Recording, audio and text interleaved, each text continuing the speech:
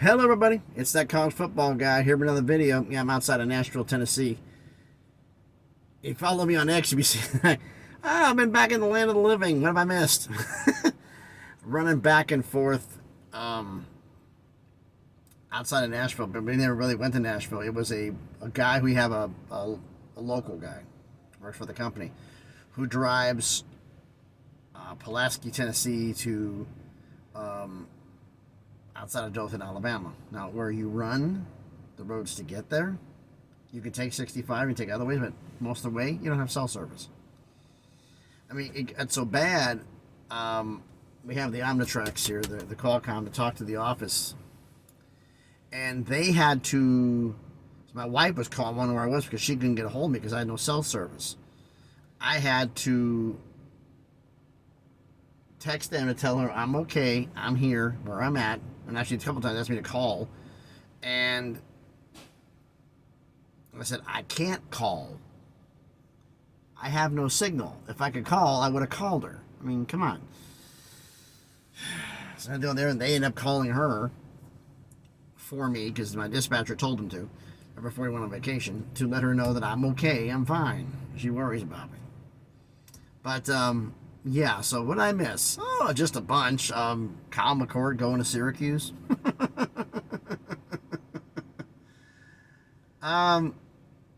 If you look at Syracuse's schedule, Kyle's thinking about going pro. This was probably a smart move. You get a lot of Ohio State fans who are questioning whether he has the right to breathe or not because they're just ruthless with them. And you go to Syracuse, who doesn't play anybody tough in the schedule, and 10-2 is a realistic possibility. Getting a New Year's Six bowl.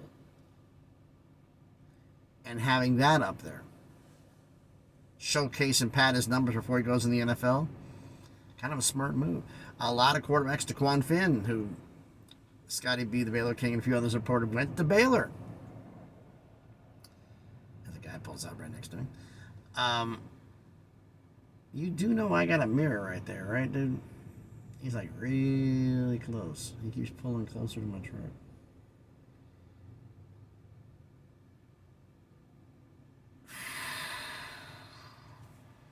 About that much.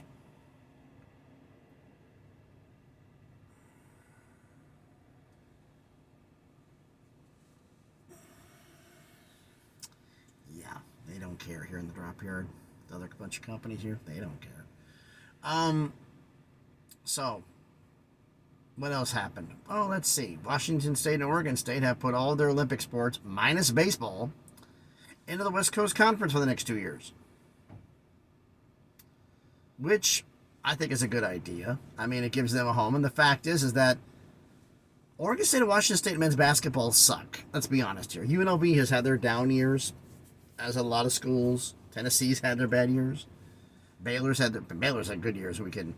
Other schools, but they've had less than half a dozen trips to the NCAA tournament in the last 3 decades. I remember the exact number. I think it was like 6 since '96. Or whatever the number was, but absolutely ridiculous. I did it in passing, so I don't remember the exact number, so I apologize. But either way, not that good. You go to the West Coast Conference, you got to deal with St. Mary's, you got to deal with Gonzaga.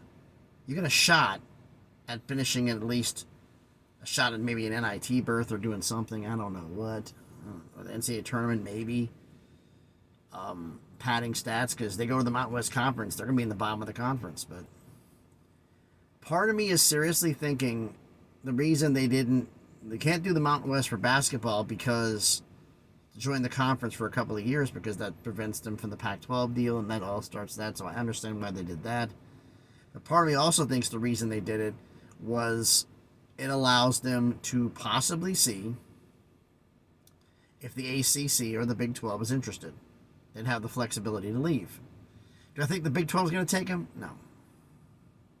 I don't. Because the Big 12 is waiting for the ACC to implode. They want to go east. And they want to top off at 20 schools. That's what I've been hearing over and over and over again. They want to top out at 20. You can work that for basketball. You can work that for football. And it's somebody who messaged me on X and just told me, says, hey, there is no way that you can do a 20-team conference for football. If the schedule doesn't work, there's a scheduling model for it. And if you don't believe me, let me tell you what it is. What is a? I've done this before actually, but let me do it again for some of those of you who didn't pay attention to the other videos. A 20-team football conference. Well, what is it? It's you and 19 opponents. We're not worried about ourselves. We're worried about those 19 teams we got to play. Four guaranteed rivals a year cuts the 19 to 15. 5, 5, 5. 9-game conference schedule. You play everybody every 3 years. Everybody comes to your stadium every 6. And for like the West Coast schools, Western schools, it works out perfect. Like if you're Utah, you play BYU, Arizona, Arizona State, Colorado. The 5 Western schools would play each other every year. So there's 4 of their 9-game schedule locked up. Now, at one point in time, they were considering doing divisions in the Big 12. And I don't know if that's still a possibility or not. Scotty B, are they going to go divisionless or not? As far as I know, they're going divisionless. Or are they going to... I don't know what the plan is exactly. He knows a lot more about the Big 12 than I do, I freely admit. He's always in the comments, so he can let me know and let all of us know if they plan on going. Because, I mean, the original scheduling model that I heard way back when for the Big 12, if they were going to go divisions, was the West and East. The West was BYU, Utah, Colorado, Arizona, Arizona State, TCU, Texas Tech, and Baylor. The East was Houston, Oklahoma State, Kansas, Kansas State, Iowa State, Cincinnati, West Virginia, UCF. That's how that was going to go for 2 divisions, West and East. But I think they're going divisionless, but then again, I don't know. A lot of things can happen between now and July 1st, 2024, so things can change.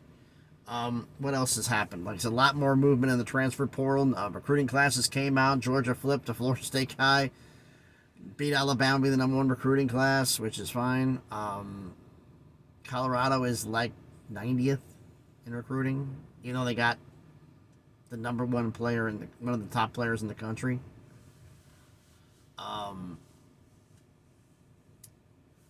Flipped to Colorado. I didn't flip that. I went and decided to go to Colorado. But I don't know how that's going to go. Because the fact is, like, this is early signing day. This is informal signing day. We still got time. And there's a lot of top players who still haven't signed yet because they're going to still do visits in January. So that's not over with yet. Now, anything on the realignment front? So I'm going to do a little bit, kind of a recap here of what I've heard. Nothing really, other than we know that the Mountain West, the Pac-2, Oregon State and Washington State won the lawsuit. Basically, it was explained to me through people who know people, basically. The nuclear option I thought was possible of dissolving the conference isn't going to happen.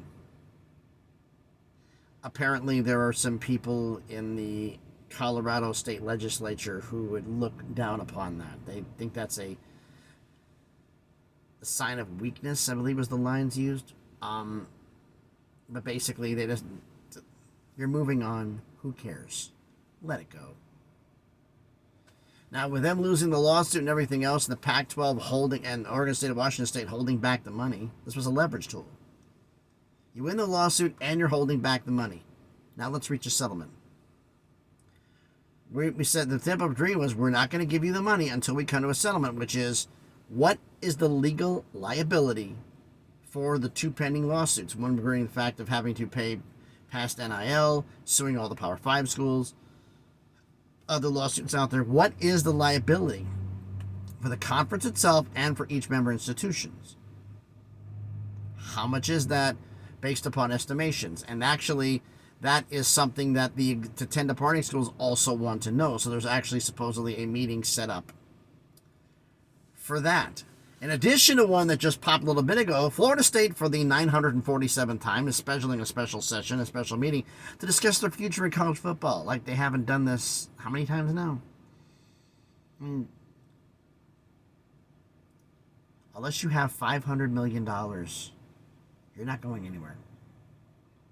Because counting the grant of rights and the grant of rights you have to buy your way out of, and the departure fee, it's $500 million. Minimal. Total. You got that kind of money? I don't think you do. Crazy stuff going on right now. I'm gonna do a little more in-depth things on here and see what's going on. Like I noticed a lot of quarterbacks and the running backs in the portal. Some of the bigger ones, like Etienne, still in the portal. He hasn't moved yet, which is kind of surprising. I think maybe things are going to shake out there. So still some good quarterbacks out there. KJ Jefferson, I thought was possibly have a big chance to going somewhere. Now they're talking TCU, possibly.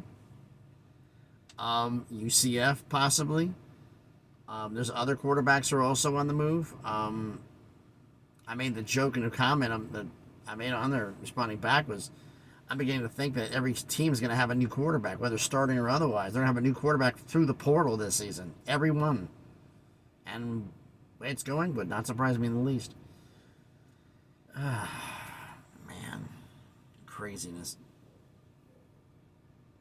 And then expansion of Chip Kelly's little thing where he talked about having 64 schools at the Power 5 level, 64 at the Group of 5 level, except you couldn't have that.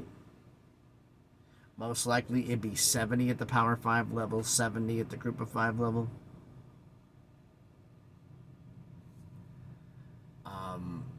Because you already have 70 existing Power 5 schools. You cut off Oregon State and Washington State, fine, that's 68. SMU is going to be in, you cut that down to 67. You still don't have enough. 3 schools would have to get demoted. 70. Or,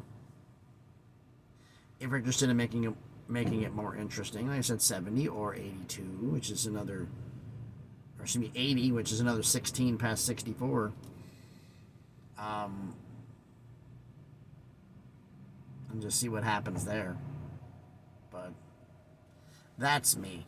What I'm thinking about it. I know I rambled a little bit about this, but it's kind of my thoughts on everything that's happened the last few days and what's been going on with me. And hopefully I can get a load soon, as I've already delivered, and hopefully I can find out what I'm doing next. So, thanks everybody for listening to me ramble. If you haven't done it already, please do me a favor. Smash the like button, hit the thumbs up, comment on the video. They all help the algorithm, help the video be seen by more people. I say comment on the video. Let me know what you think about this. And if you've gone and check out some of the other videos I've done. If you like it, hey, subscribe to the channel.